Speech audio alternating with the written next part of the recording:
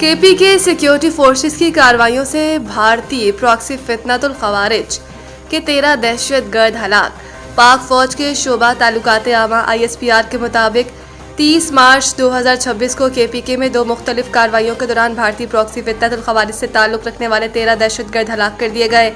तर्जुमान के मुताबिक खवारिज की मौजूदगी की इत्तला पर सिक्योरिटी फोर्सेस खैबर जिला के इलाके बाड़ा में इंटेलिजेंस बेस्ड ऑपरेशन किया और इस दौरान फोर्सेस ने मुअस्सर अंदाज में खवारिज के ठिकाने को निशाना बनाया, जिसमें शदीद फायरिंग के तबादले के बाद 10 खवारिज को हलाक कर दिया गया।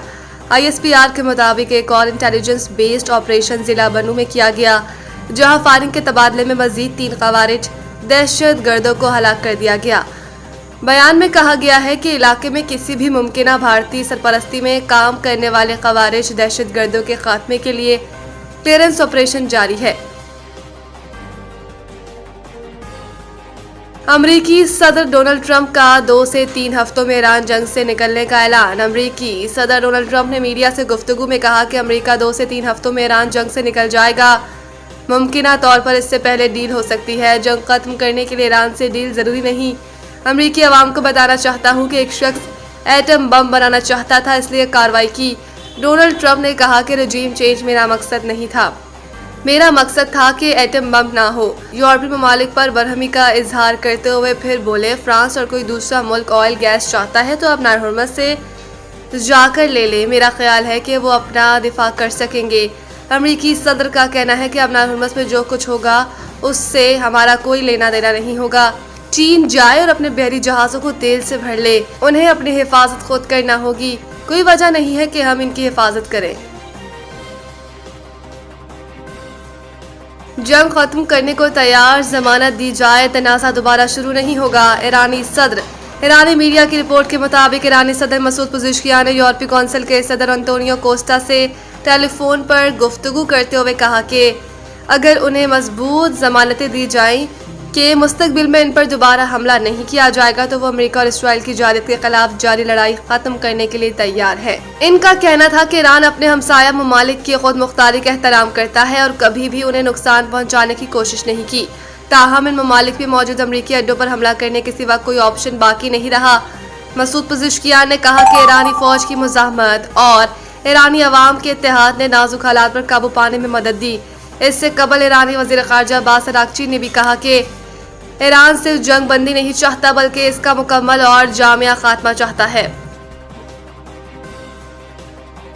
केपीके माली साल के पहले 6 माह में कर्ज 809 अरब से तजावुज कर गए।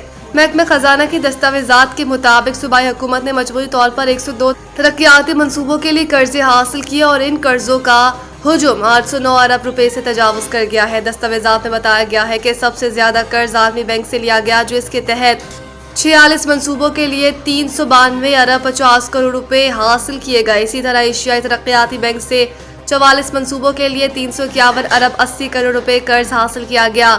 दस्तावेजात के मुताबिक जुलाई से दिसंबर तक हुकूमत ने कर्जों और सूद की मद में 25 अरब 56 करोड़ रुपए अदा किए, जिनमें 15 अरब 81 करोड़ रुपए असल कर्ज और 9 अरब 95 करोड़ रुपए सूद की अदायगी शामिल है। IPL छोड़कर PSL क्यों ज्वाइन की?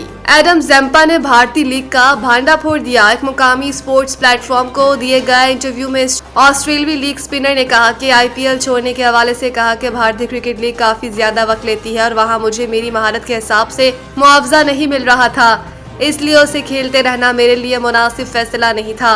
एडम ज़ेम्पा ने कहा कि मैं IPL छोड़ने के बाद इब्तदाई तौर पर क्रिकेट से वक्फा लेने का सोच रहा था, लेकिन अचानक PSL खेलने का मौका मिला जिसे मैंने कबूल कर लिया और ये सब कुछ बहुत जल्दी हो गया, जिसे मैं एंजॉय कर रहा हूँ।